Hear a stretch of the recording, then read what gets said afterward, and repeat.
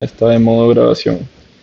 Bueno, gracias José Carlos por la entrevista. Entonces, vinculado a mi investigación, quería consultarte a ti de dos capítulos. Estoy haciendo eh, tres entrevistas por cada capítulo de mi investigación y creo que por lo que has visto, primero me podrías ayudar con el capítulo 2 que presento temas de urbanismo y derecho, cómo se relacionan y por qué tiene una importancia tal vez constitucional. Entonces, mi primera pregunta es, ¿por qué sigue creciendo la urbanización como fenómeno mundial?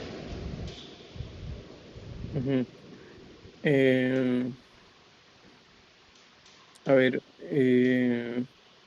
o sea, yo diría, y esto es un proceso largo, ¿no? Es un proceso estamos hablando del siglo XX, ¿no? El siglo XX es en el que a nivel mundial y en el caso peruano también, uno de los procesos más sociales, más importantes que ha habido de nuevo, en el mundo, en la región y en Perú, y bueno, y especialmente en la región en realidad, porque es Latinoamérica, una de las regiones del mundo en desarrollo que más tasa de urbanización tiene, por ejemplo, comparado con Asia o con África. Latinoamérica tiene un nivel de urbanización más acelerado. En el caso peruano, en los años 50, 60, 70, se da una aceleración del proceso de urbanización, de migración de el campo a la ciudad y de las zonas del interior del país a Lima especialmente.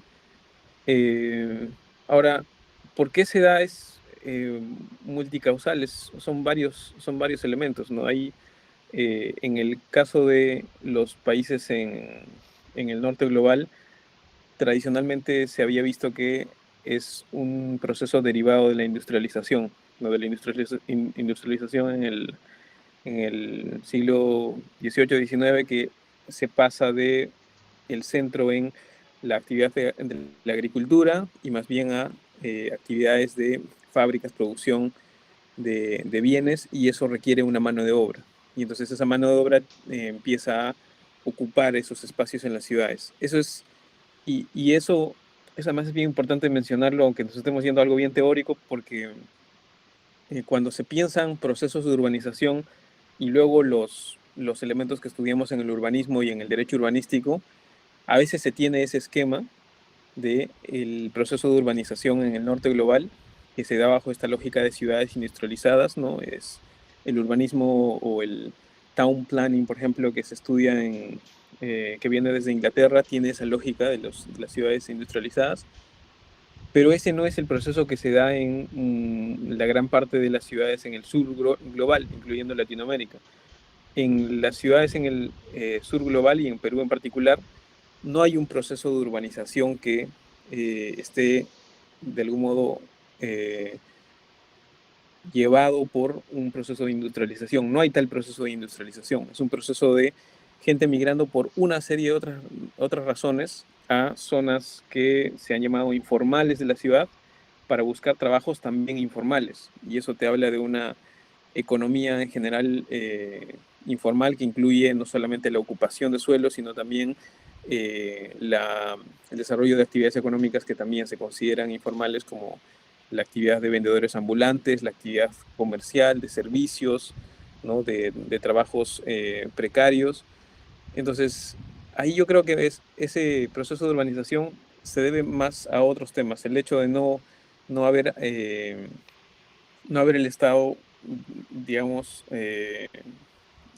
mantenido algún tipo de apoyo al ámbito agrario y más bien una percepción de la modernidad que está más vinculada con el espacio urbano, con los servicios y con los equipamientos que existen en el espacio urbano, y esa concepción de modernidad es una concepción, digamos, transversal que tiene aspectos sociales, aspectos económicos, aspectos políticos, y eso es, digamos, tal vez esa tendencia que explica el siglo XX. Eso en términos generales. Ya a más detalle eh, o en periodos específicos pueden haber ya como causas más específicas, como por Creo, ejemplo el hecho de el conflicto armado interno o el hecho de la reforma agraria, Entonces, hay algunos detalles en específico, pero mirando así como en panorama general, yo creo que es una cuestión un poco más profunda como la que te comento, una suerte de percepción de lo que es la vida moderna más relacionada con el ámbito urbano que con el ámbito rural.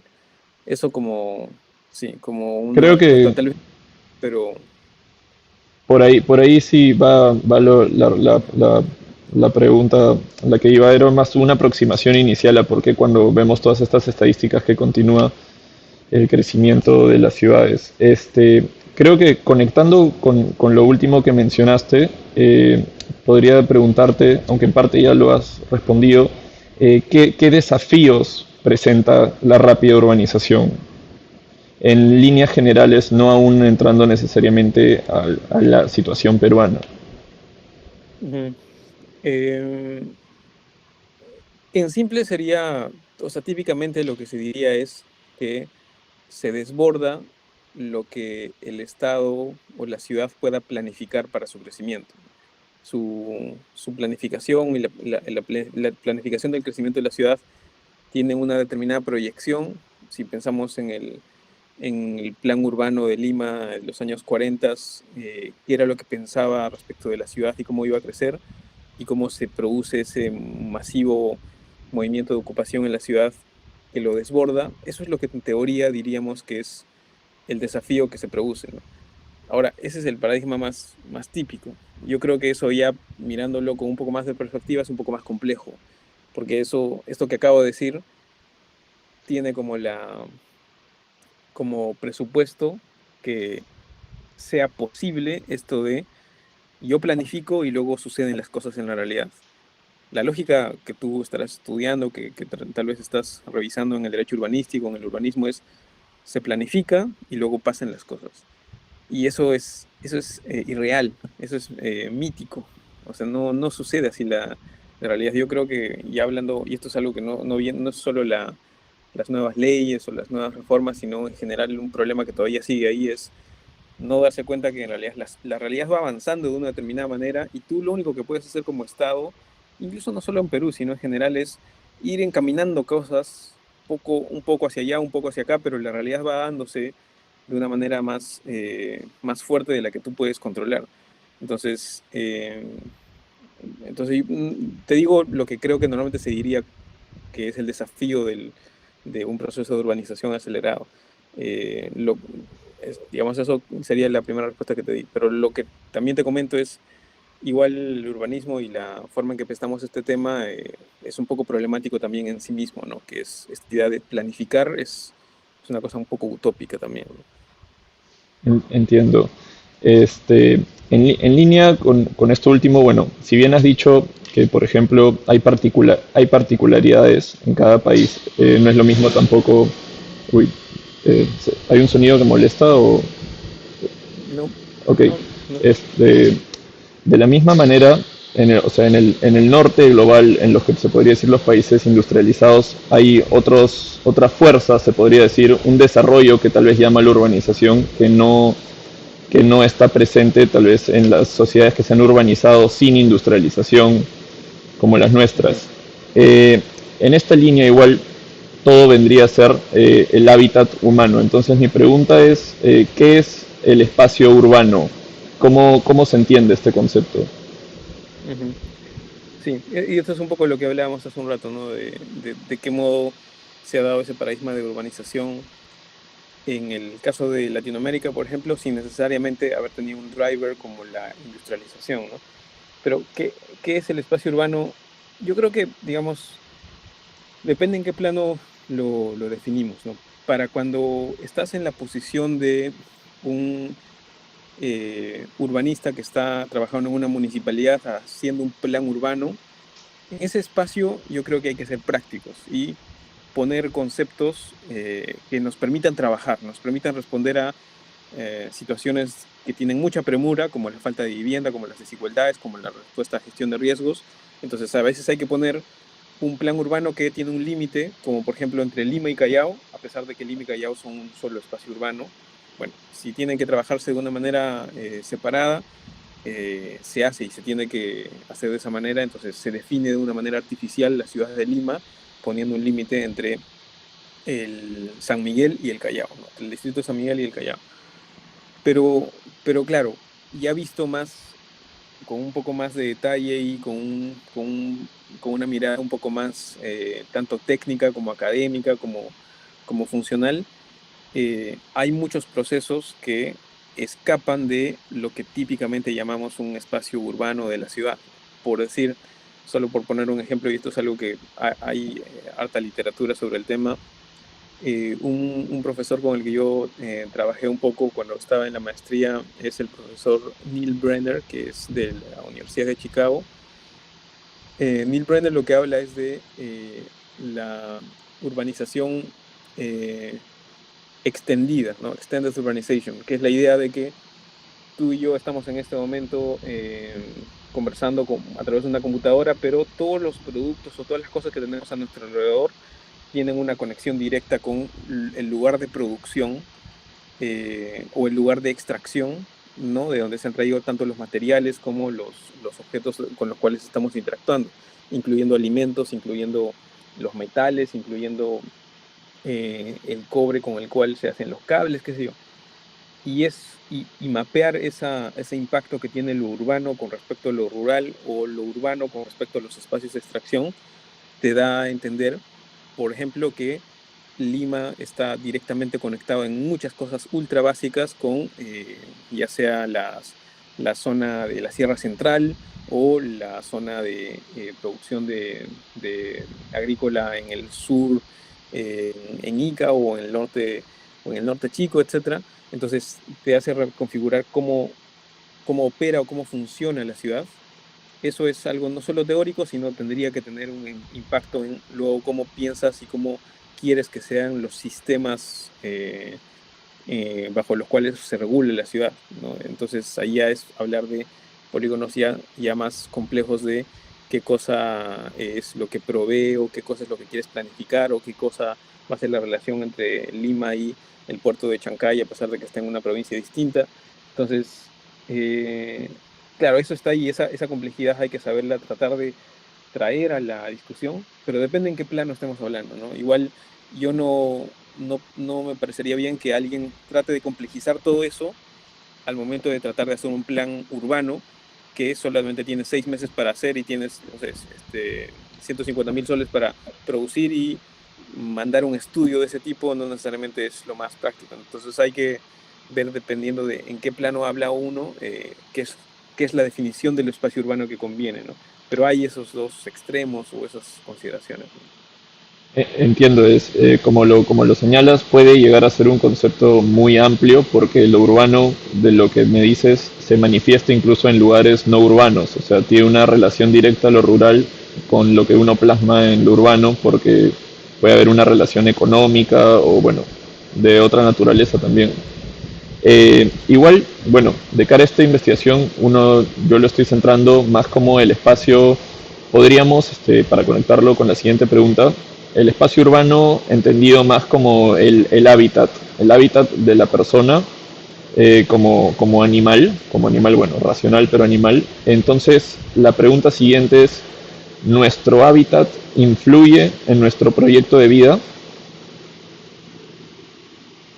Eh, yo diría que sí, pero ¿y cómo podría ser que no influya? Creo que es un concepto que, aunque se dice sí y se sabe, a veces no lo tenemos muy presente, sobre todo cuando vemos tal vez el estado, por ejemplo, de las ciudades o el urbanismo. Tal vez por más que sea evidente, no lo llegamos a conectar a nivel urbano, esta importancia. Claro, o sea, sí, es cierto. Como bien dices, sí me he encontrado en la conversación y más te hablo un poco apelando a la experiencia trabajando en el Estado, ¿no? Eh, en la conversación con gente especialista en inversiones o en economía, el entendimiento de la realidad en base a indicadores, en base a déficit, brechas, ¿no? De infraestructura, de servicios, eh, cantidad de viviendas necesarias y el defecto de no incluir en eso lo que has dicho, el hábitat o el espacio en que eso se está dando. Y eso es un error bien fuerte que no lo tienen los que trabajan en el urbanismo, en la arquitectura, en geografía, pero sí lo tienen quienes trabajan las cosas de una manera más conceptual o más cuantitativa, como los economistas, los abogados, los científicos, los cientistas políticos, en no espacializar las cosas, no espacializar las inversiones, no espacializar las políticas públicas, y pensar que, digamos, porque hay dos viviendas en este espacio geográfico y ya estás cubriendo el promedio, cuando esas dos viviendas pueden estar ambas en extremo de ese espacio y el otro extremo de ese espacio está sin viviendas que lo cubran, ya poniéndole un ejemplo súper burdo. Eso sí, he encontrado un montón de gente que, claro, como bien dices, no lo tienen tan en cuenta, y eso es básico, es básico espacializar los conceptos tanto jurídicos como los En números. esa, ¿No? en esa misma línea de lo que me parece ya estás respondiendo cuando estás hablando ahora de espacializar estos tal vez datos, estadísticas, por ponerlos, en este caso sería el contexto urbano. Entonces mi pregunta me parece que va por esa línea. ¿Por qué es importante el urbanismo como un conocimiento? Mm, o sea, yo diría el urbanismo no sé si es importante como algo positivo o importante en sí mismo, sino es como decir, ¿por qué es importante la sociología o la antropología? Bueno, en el urbanismo te preocupas por el concepto de la ciudad o el espacio urbano, o el hecho de que la gente viva en aglomeración. Y entonces, eso, como distintos aspectos de la vida y de la realidad y de la sociedad, vale la pena estudiarlo para proponer cosas, para criticar cosas, ¿no?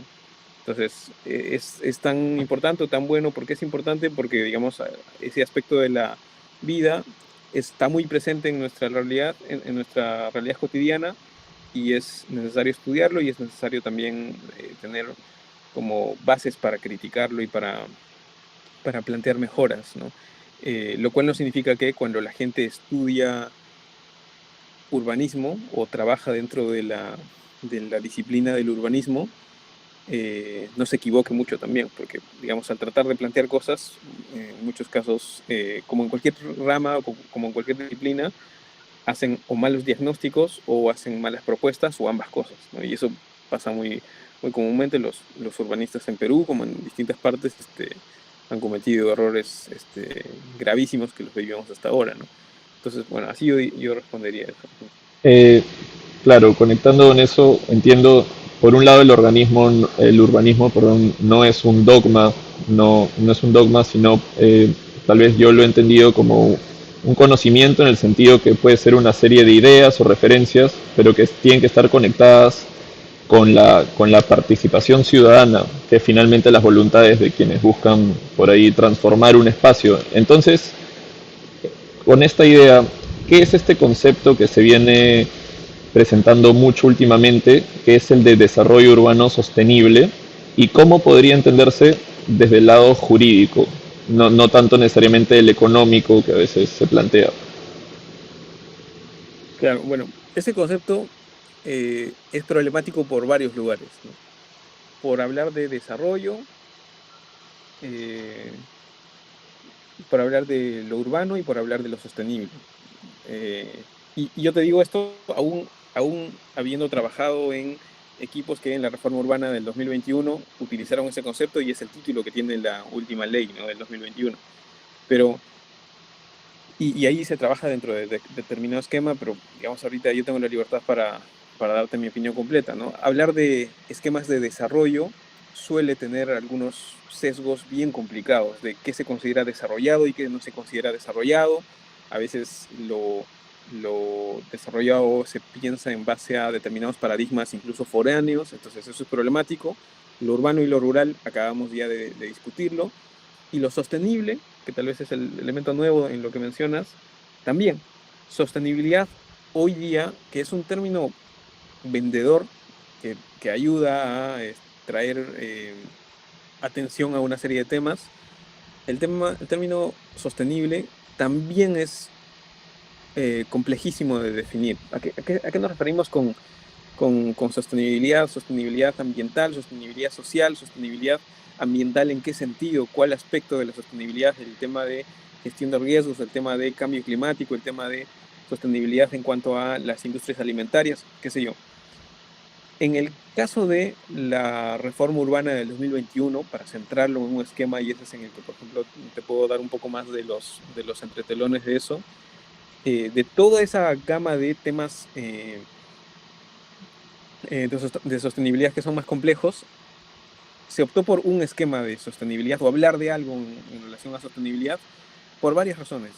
Hay algunas cosas que, aunque uno las quiera incorporar ahí, institucionalmente no se puede porque cuando hablas de urbanismo, eso está más o menos en el sector vivienda y urbanismo del Estado peruano, mientras que los temas de cambio climático, de temas ambientales, tiene un sector específico que es el sector ambiente. Ese tipo de cuestiones de divisiones medias artificiales del Estado y de la labor del Estado tienen un impacto a veces en las políticas también. Entonces, sostenibilidad se entendió lo que a veces algunos llaman sostenibilidad social, que es el hecho de que si es que vamos a hacer políticas que éstas sean sostenibles en el sentido de que la ciudad no, o las ciudades no tengan un crecimiento que genere una expansión demasiado larga de las ciudades hacia sus periferias de manera horizontal. Y eso, que digamos parece una cuestión pequeña, tiene una repercusión en la priorización de políticas, por ejemplo, de densificación, la generación de instrumentos de protección de áreas verdes o áreas naturales protegidas a través de instrumentos ya en concreto, como por ejemplo los derechos adicionales de edificación, la clasificación de uso de suelos, que también está en la Ley de Desarrollo Urbano. Todo eso deriva de esa idea de busquemos un cierto nivel de sostenibilidad entendido en relación a una ciudad que tiene un crecimiento un poco más inteligente, ¿no? Y no desaforado, especialmente en el eje horizontal del crecimiento de las ciudades. Así lo hemos aterrizado, porque hablar de sostenibilidad podríamos incluir un montón de otras cosas, tanto ambientales, geográficas, sociales, hasta económicas, pero ahí es donde aterrizamos el tema de la sostenibilidad, especialmente en el eje de suelo de la política del 2021. Si miras la política, ahí hay tres ejes. Uno es planificación, otro es suelo y otro es vivienda y espacios públicos. En el eje de suelo es donde se habla especialmente de la sostenibilidad. Eso ya, si puedes, lo puedes ver en más detalle, pero así es como se aterrizó ese concepto medio complicado. Entiendo. Entonces, con esta parte termino el capítulo 2 está dividido esta sería la sección de urbanismo y ahorita procederíamos con la de entrando más al derecho urbanístico, a lo que es ya la dimensión jurídica. Eh, ¿Cuál podría ser para ti una definición del derecho urbanístico? ¿Qué incluye? Mm, no soy tan fanático de tener definiciones claras porque siempre va a haber grises en donde no es tan claro esto es derecho urbanístico o no es derecho urbanístico y en realidad no hay mayor utilidad en que algo sea etiquetado como derecho urbanístico o no. Entonces, claramente es derecho urbanístico las reglas bajo las cuales se hacen los planes de desarrollo urbano, ¿no? El plan de desarrollo urbano tiene que tener un mínimo de participación ciudadana, tiene que ser aprobado por una ordenanza, cómo tiene que pasar por un consejo municipal o un consejo metropolitano. Todas esas reglas legales son derecho urbanístico. También es derecho urbanístico las reglas bajo las cuales los privados solicitan una licencia para construir y qué licencias pueden pedir, en qué términos, qué pide la zonificación, qué permite la zonificación. Eso claramente es derecho urbanístico también. Pero ya hay cosas un poco más discutibles si son derecho urbanístico o no, como tal vez, por ejemplo, el derecho de propiedad, que típicamente es un derecho entendido dentro de la Constitución, entendido dentro del derecho civil, sus límites, su configuración teórica y práctica es un elemento o no de derecho urbanístico.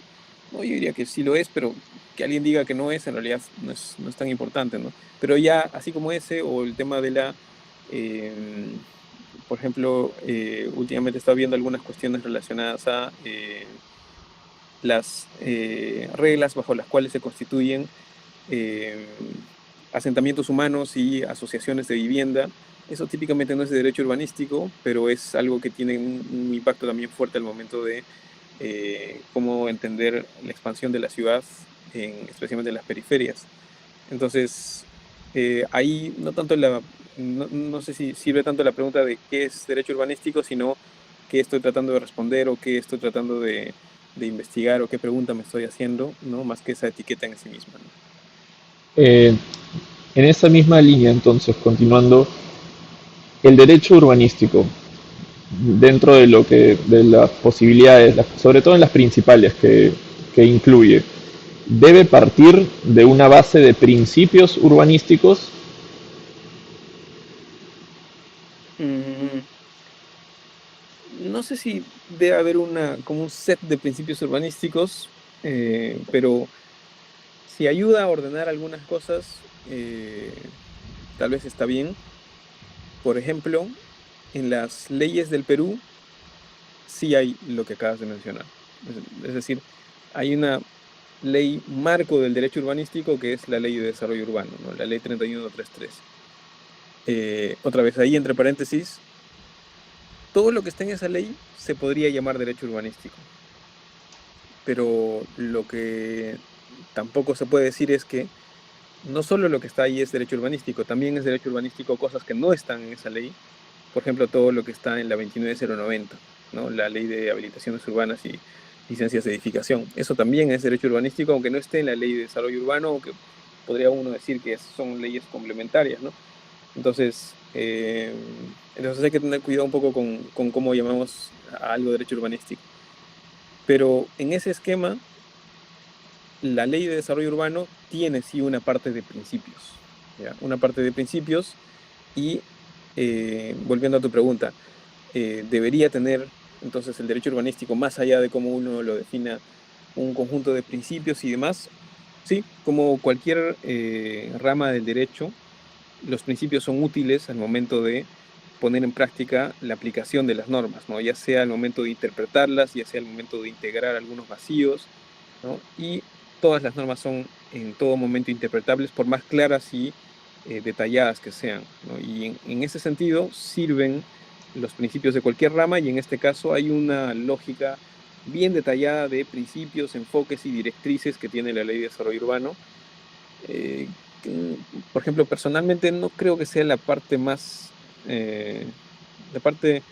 mejor trabajada de esa ley, pero tiene ya una lógica, una, una propuesta de cómo entender el urbanismo y el derecho urbanístico en Perú. Y yo leería eso además en conjunto con el instrumento marco del urbanismo en el Perú, que es la Política Nacional de Vivienda y Urbanismo, que es un documento que legalmente es un decreto supremo, pero que a nivel de estructura del Estado es una hoja de ruta que determina cómo debería darse el urbanismo en el Perú, donde la ley de desarrollo urbano es solo un componente, el componente jurídico, pero esto implica más cosas, la política, programas, plataformas, lógicas de distribución del presupuesto y demás. Eso es, además de los principios de la ley de desarrollo urbano, la política es como una suerte de también contenido de principios que debería informar cómo se lee tanto la ley de desarrollo urbano como sus normas reglamentarias e incluso otras normas que eh, existen en el derecho urbanístico en paralelo a la ley de desarrollo urbano, ¿no? Continuando entonces con lo que vendría a ser el derecho urbanístico y su contenido, ¿cuál podría ser una aproximación a qué es la planificación y la gestión urbana?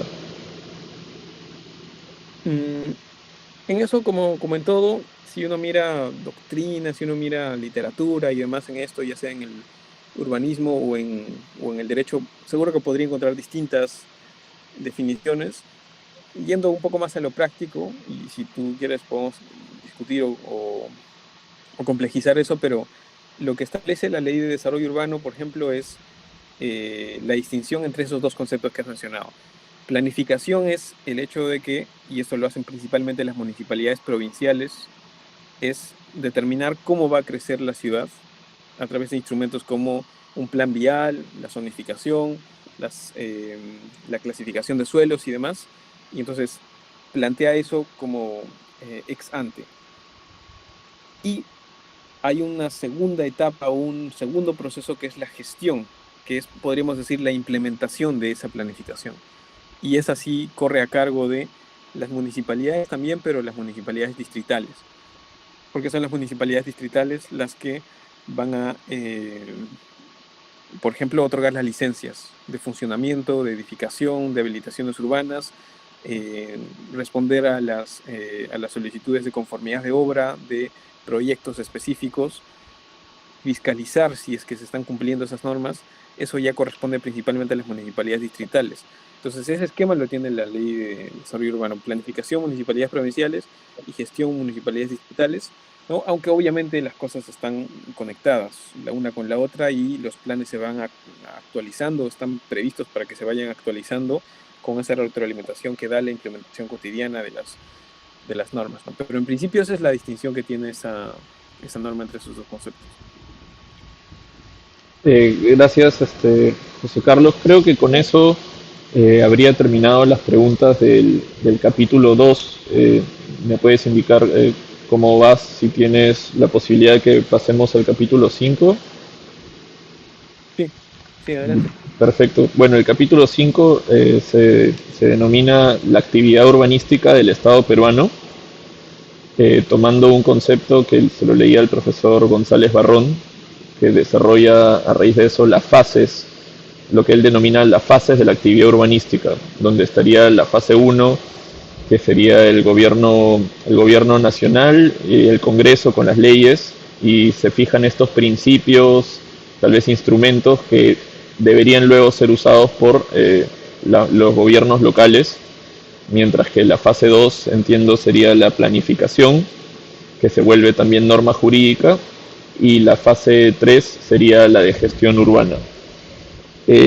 ¿Cuál sería tu entendimiento de qué corresponde, qué sería la actividad urbanística del Estado peruano? Esa me parece una descripción ordenada y simplificada del tema. El Estado, a nivel del gobierno nacional, establece como las líneas rectoras, tiene la calidad de ente rector en el tema de desarrollo urbano, específicamente el Ministerio de Vivienda, y entonces establece con ello, bueno, impulsó la ley, pero la ley es algo que viene de la Asamblea Legislativa, ¿no? Del Congreso, pero los reglamentos son normas que van a ser emitidas por el Poder Ejecutivo, por decretos supremos, y han ido saliendo los reglamentos de la Ley de Desarrollo Urbano. Pero eso es a nivel de rectoría, de guías o de recomendaciones o de canales que se establecen para que, según la Constitución, las municipalidades, que son las competentes para planificar, establezcan la planificación ya a detalle de cada localidad, ¿no? Y dentro de eso, como acabas de mencionar, hay esa distinción entre planificación y gestión. Entonces esa descripción me parece perfecta. Y obviamente, teniendo eso como punto de partida, hay temas ahí bien problemáticos, ¿no? Por ejemplo, el Ministerio de Vivienda, a veces habiéndose tomado la libertad de planificar cuando eso corresponde a las municipalidades, ¿no? Y más bien el Ministerio de Vivienda debería limitarse a establecer las guías generales del urbanismo, el Ministerio de Vivienda metiéndose a hacer la planificación por sí mismo desde Lima, de localidades a donde muchos de los que han hecho planes urbanos ni siquiera conocían los espacios, ¿no? El ejemplo típico de eso es todo el proceso bien cuestionable de la reconstrucción con cambios que se dio desde el 2017 hasta los últimos meses, donde se hicieron decenas de planes urbanos para distintas ciudades a través del Ministerio de Vivienda, un proceso que vale la pena estudiarlo incluso con más detalle. Entonces hay desequilibrios de eso que estás comentando, ¿no? Pero como esquema básico creo que es una descripción adecuada la que has dado.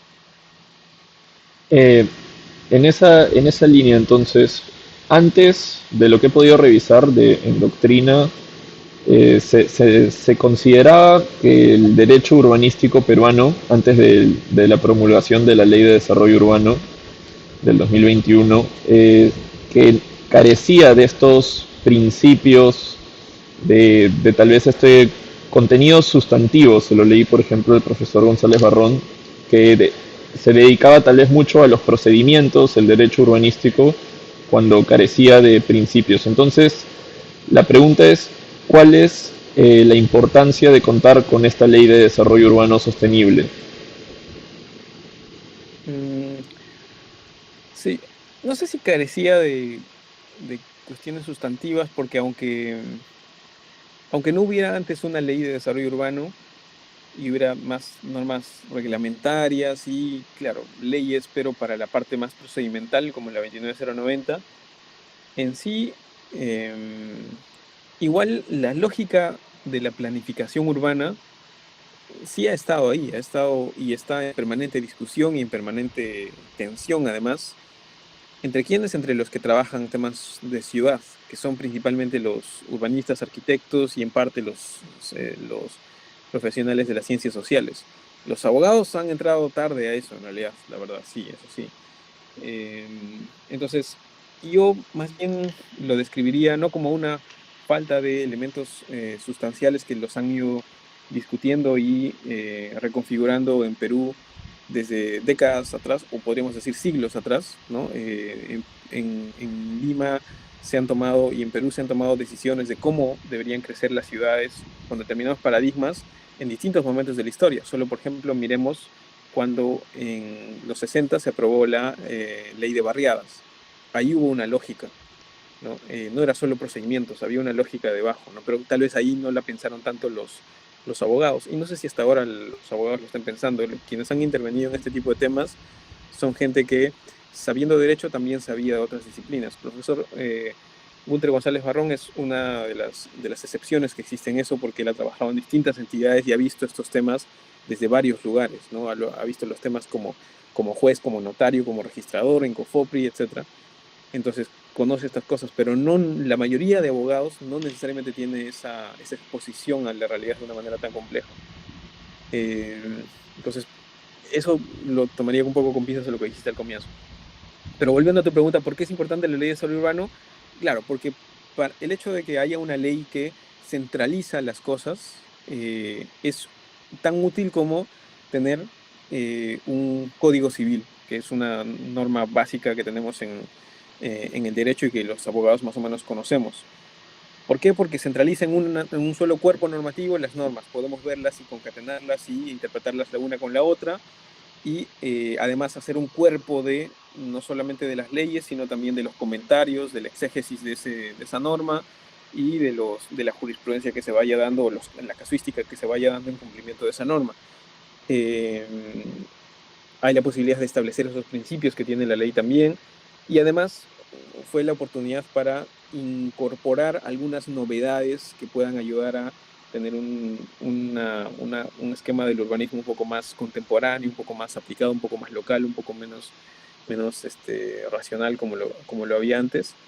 Entonces, todo eso creo que tiene como beneficio, lo cual no significa que también tenga determinados aspectos negativos, ¿no? Porque cualquier norma que centraliza y codifica también tiene una tendencia a, de algún modo, generalizar cosas que deberían ser casuísticas, como el desarrollo de las ciudades. Las ciudades son todas diferentes entre sí y a veces tener una sola cosa para todas las ciudades es problemático, y ese es un peligro al cual yo creo que trata de escaparse la política y la ley de desarrollo urbano, pero no es algo sencillo. Entonces, pero bueno, eso es yo creo que la importancia, como que en la parte legal. Y ya hay una cuestión más allá de lo legal, que es el golpe político que es una ley como es. Cuando se aprueba una ley del Congreso, no solo es una cuestión jurídica, sino es un, es un sacudón político de, acá hay algo que está pasando, bien o mal, pero está pasando algo y se aprueba una ley para eso. Y ponen atención muchos actores más allá de los abogados. Y eso, para bien o para mal, puede generar distintos cambios en la sociedad. Y en el caso de la ley, yo creo que es así. Y por eso tuvo determinadas reacciones de distintos actores y hasta ahora es un proceso de tensión como lo son todos los procesos políticos. Eso es, creo, la importancia de esa ley. En ese lo que le voy a preguntar, me parece que en algún artículo se lo leí, pero no lo volví a encontrar. ¿Usted ha mencionado que la ley DUS es una ley orgánica o la considera una ley orgánica? Sí, y eso se debe a una cosa en particular, que es eh, ¿cómo definimos a una ley orgánica? Hay determinadas materias, ¿no?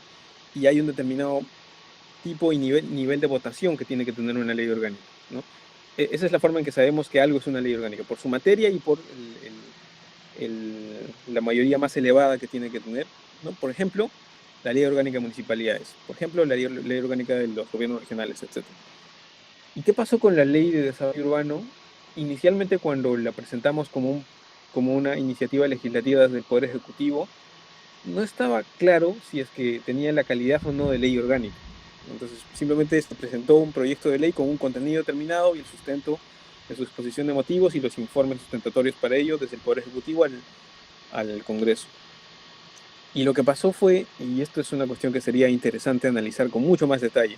Entonces yo te cuento más lo que sucedió en los hechos y eso habría que tal vez revestirlo de qué pasó jurídicamente ahí. En el Congreso y específicamente en el debate en el hemiciclo, se planteó el tema de que como la ley de desarrollo urbano toca temas municipales, que están regulados principalmente en la ley orgánica de municipalidades, por ejemplo, el hecho de que qué cosa hacen las municipalidades provinciales y qué cosa hacen las municipalidades distritales, eh, se planteó que eso, al tocar temas municipales, tenía que la ley ser aprobada en calidad de ley orgánica, porque si no sería un despropósito. Eso se planteó en el hemiciclo y luego, de nuevo, incluso con, a pesar para pesar del equipo que estaba detrás de esto, porque el planteamiento era que se necesitaba mayoría simple nada más, en el diario de debates lo que se tiene es que la presidencia del Congreso, al momento de someter a votación la Ley de Desarrollo Urbano Sostenible, eh, señaló eso mismo que te acabo de decir. Se trata de una ley que, como ley orgánica que es, requiere de llegar a un voto de la mayoría calificada, que es la que requiere. Y que, si no me equivoco, los 2/3 de la votación son 87 votos o algo parecido, 80 y tantos votos. Y se votó así, se votó de esa manera y alcanzó los 91 o 92 votos a favor, creo que 0 en contra y algunas abstenciones. Y entonces, en cuanto a la temática y en cuanto a la forma de votación, se dio de la manera que te digo, ¿no? Eh, ya, eso es lo que pasó. Ahora la pregunta es, ¿eso es una ley orgánica o no? Yo creo que es una ley orgánica, pues. Esa es mi interpretación. Este, sí, me parece importante lo que señala y también de lo que he podido ver, considero lo mismo. Creo que si, para ponerlo en simple, las leyes orgánicas, aparte, bueno, de desarrollar un sector del Estado que tal vez en este caso pueda ser el artículo 195.6, la función pública de la planificación, si se entiende a la ley orgánica como aquellas que prolongan el consenso constituyente, o sea, una voluntad de las personas que se organicen y que quieren que se plasmen sobre todo el territorio. Y cuando vamos al derecho urbanístico peruano tenemos esto de que por un lado están estas normas que tal vez pueden ser las que hemos denominado como fase uno, pero quien finalmente lo ejerce son los muchos gobiernos locales. Entonces, al considerar a la ley DUS como una ley orgánica, es como que le estás dando más fuerza tal vez a los principios, por ejemplo, que contiene la ley de cómo, qué tipo de contenido debe ser el que desarrollen los gobiernos locales. En esa Ujú. línea, considera que la ley DUS y sus principios deben informar las interpretaciones de otras normas como la 29090 o la ley de espacios públicos. Sí, claro, totalmente, ¿no? Por un lado podría estar este argumento que ahorita acabamos de mencionar en relación a tener la calidad de ley orgánica, como bien has dicho, ¿no? No solo por extender ese consenso constituyente, sino porque por estar hablando no solo de contenidos, sino además de la relación entre los actores estatales. ¿Qué hace el gobierno nacional a través del Ministerio de Vivienda? ¿Qué hace el gobierno nacional a través de los otros ministerios? y qué hacen las municipalidades o incluso los gobiernos regionales, porque hay alguna cosa que corresponde a los gobiernos regionales también en este tipo de temas de vivienda y urbanismo. Y entonces, eso es como el metalenguaje del derecho al momento de pensar los temas urbanos. Claro, si vemos ya un tema que es de contenido, que es cuánto de vigencia tiene una licencia de edificación, ya, eso es un tema de detalle, ¿no? Pero la lógica bajo la cual se ha emitido esta licencia y qué puede decir una municipalidad, ya sea distrital, provincial o el Estado nacional respecto de eso, me hace lógica que eso lo encontremos en la Ley de Desarrollo Urbano Sostenible, también en la política, pero especialmente en la Ley de Desarrollo Urbano, y que en ese sentido sirva para la interpretación de esto, aun cuando esto último se encuentre regulado en la Ley 29090 y su reglamentación. Eso por un lado. Pero también por un tema completamente sencillo y de primer ciclo de derecho, que es la Ley de Desarrollo Urbano Sostenible es una norma de rango de ley y es posterior a estas otras normas, ¿no? Entonces, en lo que haya contradicción con otras leyes, prima la ley posterior, ¿no? Si había algún detalle que estaba en una ley anterior, como la ley 29090, y luego la ley de desarrollo urbano establece algo que lo contradice, prima la ley posterior porque la habría derogado ya sea explícita o tácitamente. Y más claro todavía respecto de normas de menor rango, ¿no? Por ejemplo, el Reglamento Nacional de Edificaciones. El Reglamento Nacional de Edificaciones tiene una serie de temas problemáticos que, como me dijiste que tienes algo de experiencia familiar en el tema, a veces los arquitectos le tienen más fe al Reglamento Nacional de Edificaciones como norma técnica que es, más que las leyes nacionales o las normas nacionales. Y eso es muy problemático, porque el Reglamento Nacional de Edificaciones es una cuestión que está hecho como si Perú fuera un país europeo y no un país donde lo que prima es la autoconstrucción y la construcción progresiva. Entonces, en donde haya esa contradicción también, de nuevo, ahí la ley de desarrollo urbano, no solo por jerarquía, sino además por ser una norma posterior, debería primar en la interpretación de eso y, digamos, eso ya, más allá de lo que te digo ahora, pasaría a ser la aplicación cotidiana donde este tipo de debates deberían materializarse, ¿no? Entonces, sí, yo diría que no solo a las normas de la ley y sus reglamentos, sino a través de a otras normas también les aplica toda su lógica y sus principios. Relacionado a esta respuesta, y pasando entonces al contenido, ya no necesariamente a los principios, sino a los instrumentos jurídicos que desarrolla la Ley de Desarrollo Urbano Sostenible, ¿por qué es importante uniformizar instrumentos de planificación y gestión que van a ser utilizados por todos los gobiernos locales? Esto es un poco de lo que ya te comentaba hace un rato de, ¿es bueno uniformizar o no? Y eso es una pregunta que yo creo que hay que tener mucho cuidado, ¿ya? La tendencia de los burócratas, de los planificadores, es, sí, uniformicemos porque así hay más predictibilidad, seguridad jurídica, así hay más orden, más racionalidad en los instrumentos. Y eso puede tener sentido. Por ejemplo, la lógica de la 29090 es esa, que haya un mismo procedimiento de pedir licencia de edificación en todas las municipalidades a nivel nacional, ¿ya? Y así funciona. Eh, Eso yo creo que hay que tomarlo con pinzas porque todas las ciudades son diferentes y todos los barrios son diferentes. Y en el urbanismo, más bien lo más valioso, y tal vez en general en las ciencias sociales, eso podría ser una discusión más grande, ¿ya? Pero en el urbanismo y en el estudio de las ciudades, lo local es clave. Entender lo local, porque al momento de plantear ideas, si uno no piensa en las lógicas locales, entonces va a fallar, va a disparar al lugar equivocado y va a plantear soluciones que no son para ese lugar en específico. Y estoy hablando de elementos como, esta es una ciudad más grande o más pequeña, esta es una ciudad en ladera, es una ciudad plana, es una ciudad en la selva, es una ciudad en la costa, es una ciudad en la costa en un valle, etcétera. Y cuántos elementos, ¿no? Demográficos, sociales, orográficos, etcétera.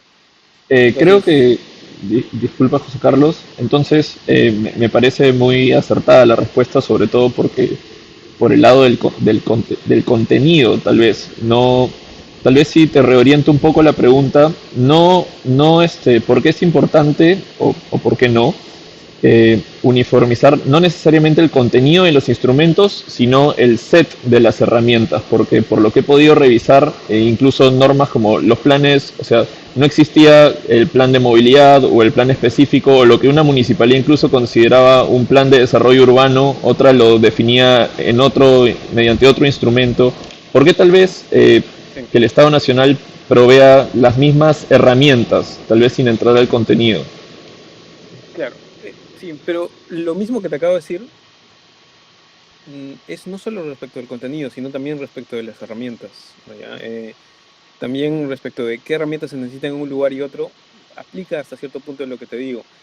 Mm, Con eso no quiero decir que no deba haber algunas cosas que sean uniformes o que sean básicas o mínimos en todas las ciudades. Yo estoy de acuerdo y me parece bien que la ley establezca que debe haber siempre un plan de desarrollo urbano para cada ciudad y un plan de acondicionamiento territorial para cada provincia, ¿no? Digamos, si ponemos esos mínimos no me parecen tan mal. Pero en la ley de desarrollo urbano, por ejemplo, y esto es una cosa que al momento de elaborar la ley debatimos, y yo, por ejemplo, en este punto no estaba tan de acuerdo, es deberíamos establecer los contenidos, junto como decías, yendo a los contenidos mínimos de los planes de desarrollo urbano, o los ponemos como un set de temas que podrían estar en los planes de desarrollo urbano, pero que los decidan las municipalidades. Más o menos que ganó lo primero que te digo, que no era mi opinión, que es, sí, un plan de desarrollo urbano debe tener estos 10 o 12 componentes, ¿no? Tiene que tener estructuración urbana, tiene que tener diagnóstico, tiene que tener zonificación, tiene que tener clasificación de uso de suelos, tiene que tener plan vial. Entonces, más o menos que eso ganó en algunos aspectos.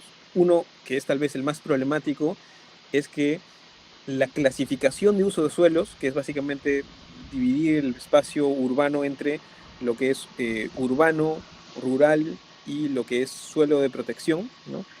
Eso en lugar de dejarlo a que cada plan establezca esa determinación, la ley de desarrollo urbano de frente puso pueden ser de estos tres tipos, ¿no? Suelo urbano, suelo rural, suelo de protección, y el suelo urbano puede ser de este y otro tipo. Eso me parecía problemático que lo uniformice la ley, pero lo hizo. Y ese debate, por ejemplo, lo perdimos los que definimos la otra parte, y bueno, pues claro, no me parece tan complicado al final, y no es bueno y malo en sí mismo, es un tema de balances, ¿no? Lo uniforme es más fácilmente entendible, más fácilmente transmisible, más fácilmente transparentable, pero puede ser no aplicable en muchos casos. Ese es el peligro, el balance en el que hay que estar todo el tiempo, y por eso ahí no es una respuesta clara la que hay, ¿no? En cada tema se han dado discusiones, ¿no? Yendo ahora hacia la regulación de la propiedad predial, considera que la ley DUS, que por ejemplo introdujo una definición nueva del derecho a edificar, exige tal vez ahora de los aplicadores del derecho, podría hacerse, o una interpretación de la legislación donde se favorece una nueva interpretación del derecho de propiedad en relación a la propiedad predial urbana, tal vez lo que hemos visto en doctrina, lo de la concepción urbanística, civilista, por ahí. Sí, sí, yo diría que sí. Antes de la ley de desarrollo urbano hay un artículo conocido de un abogado, Richard Chang, que hablaba de esta concepción civilista y concepción urbanística del derecho de propiedad, diciendo que, digamos, priorizando la concepción urbanística, donde lo que uno tiene derecho a la construcción está derivado de lo que viene en la regulación urbanística. Y yo siempre, antes de la ley de desarrollo urbano, había defendido la idea de que eso no es una concepción urbanística. El derecho civil, eso lo acepta también. El derecho civil no desde el 2021, sino desde siempre, ha entendido que el derecho de propiedad es un derecho limitado por conceptos o por cláusulas normativas generales, como por ejemplo el bien común. Y el bien común es un espacio suficiente dentro del derecho civil como para ir rellenar valores colectivos que limiten el derecho de propiedad. Y eso es algo que el derecho civil podía entender tranquilamente sin necesidad de hablar de una concepción urbanística del derecho de propiedad. Pero no me molesta que haya primado la idea de hablar de una concepción urbanística del derecho de propiedad y que eso haya sido lo que haya sido recogido en la Ley de Desarrollo Urbano cuando, por ahí en los artículos, que será 16, 17, 18, se habla de esta idea de que uno es propietario, pero lo que uno puede construir no viene dentro del derecho, sino viene de algún modo generado por la regulación urbanística, y como está generado por la regulación urbanística, por tanto puede ser regulado de distintas maneras por esa regulación urbanística, incluyendo las limitaciones a la posibilidad de construir. Eso optó por esa lógica la ley y no me parece mal. Entonces, volviendo a tu pregunta, si eso ha cambiado la forma de entender el derecho de propiedad, digamos, la versión oficial sería así, pues así se tiene que leer ahora el derecho de propiedad, tanto como está en el Código Civil como en otras leyes. Hasta podríamos decir que eso ha sido directamente modificado por la Ley de Desarrollo Urbano, que también es una norma con rango legal. ¿No? Aunque, por cierto, de nuevo repetiría, la otra forma de entender esto es que siempre hace 100 años, hace 20 años, hace 2000 años, el derecho de propiedad ha sido algo limitado, ha sido un derecho del individuo con respecto al bien común. ¿Y dónde ponemos el límite entre el bien común y el derecho de propiedad? Eso siempre ha estado en debate, ha estado siempre en un péndulo. Y si tal vez en los 90 el derecho de propiedad estaba más protegido por una lógica de trauma frente a la crisis económica, hoy en los 2000, 2010 y 2020 esa lógica de trauma ha bajado y más bien hay premuras sociales colectivas de ciudadanía que hacen que el derecho de propiedad pueda estar más limitado sin necesariamente entenderse que es inviable la sociedad con esas limitaciones. Entonces, creo que ahí estamos. Y hoy día yo creo que el derecho de propiedad predial sí tiene una limitación más fuerte en base a valores colectivos, valores públicos, ¿no? Que todos se podrían subsumir dentro de la lógica del bien común. Sí, yo creo que eso es donde está ahorita el derecho de propiedad actualmente.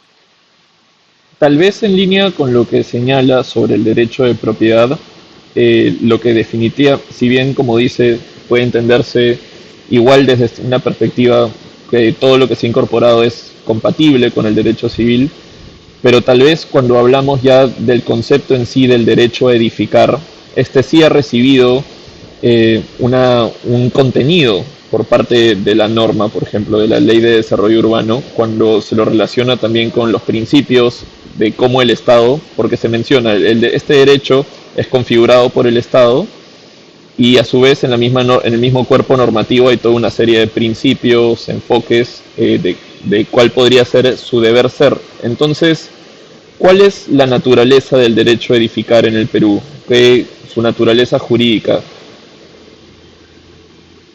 Ahí habría dos formas de verlo. Yo, como te decía, antes de la Ley de Desarrollo Urbano, yo tenía la idea de que es uno de los atributos que tiene el propietario. Y así además lo explicaba en las clases de derecho. El propietario tradicionalmente y desde hace cientos de años puede usar, disfrutar, disponer y reivindicar, ¿no? Y dentro del disponer está el disponer física o jurídicamente.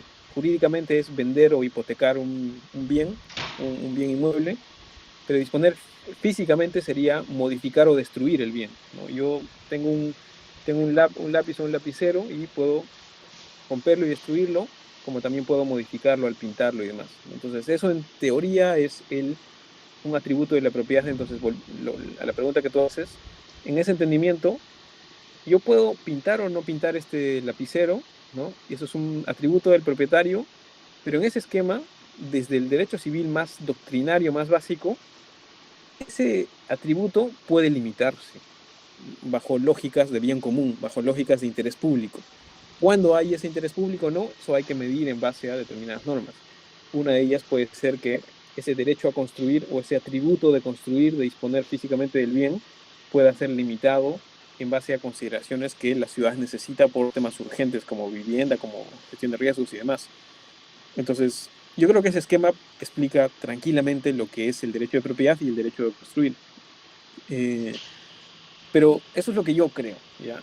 lo que creo que deriva de lo que dice la ley DUS es la concepción más de los administrativistas, los de derecho administrativo, que tienen la percepción de esta idea, incluso este uso de un término que cuestionablemente se atribuye a un latinismo que es el jus edificandi, ¿no? Este derecho de construir no está, digamos, de origen en el derecho de propiedad, sino está en lo que te concede un plan urbanístico. Ese es el esquema español, además del derecho urbanístico, y además ha sido replicado en varios países en Latinoamérica.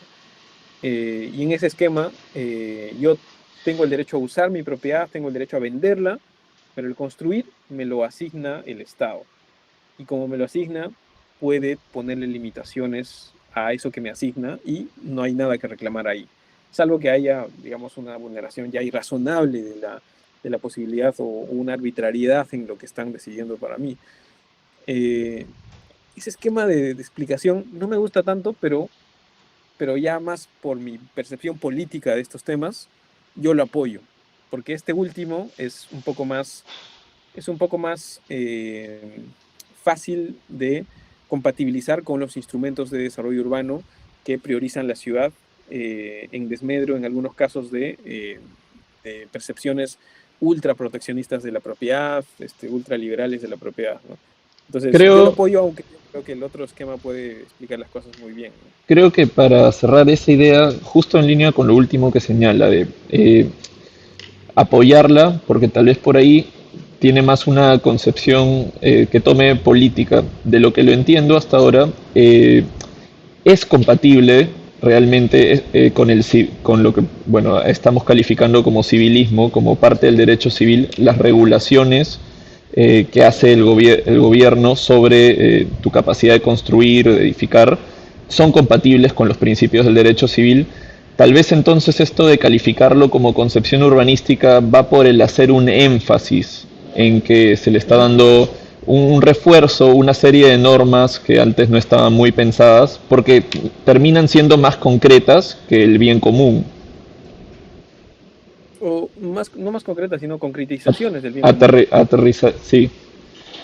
Bueno, entonces por ese lado, si bien puede parecer que aquí hay que se le podría estar quitando tal vez libertad a los propietarios al momento de edificar, se puede ver del otro ángulo, porque la pregunta sería, la configuración específica del derecho a edificar por los gobiernos locales ahora tiene una serie de exigencias conceptuales, que son las de la ley. Las limitaciones que deba hacer el gobierno local deberían ser compatibles con los principios, ¿no? Deberían estar justificados en ellos, no separarse. Sí, 100%. Y solo una cosa antes del punto anterior. Aunque ahorita estamos hablando un poco de la distinción entre la concepción civilista y administrativista del derecho de propiedad, en realidad donde se da este debate es a nivel constitucional. Cuando hay una vulneración al derecho de propiedad, y eso se discute normalmente en un amparo, donde se habla de cuál es el núcleo del derecho de propiedad, no tanto del 923 del Código Civil, sino del 70 de la Constitución, ¿no? Eso es donde más se da el debate, más que con la parte civil. Sí, ahora, lo otro que acabas de mencionar, sí, de todas maneras, ¿no?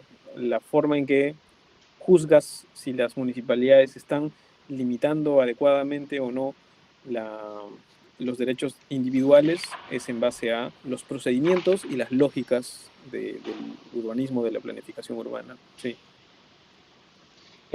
Bueno, José Carlos, con esas terminarían las preguntas las que plasmé, las que están en el papel para que quiero incorporar a la investigación. Gracias. Con esto concluyo la grabación. Listo, gracias. Sí, va a estar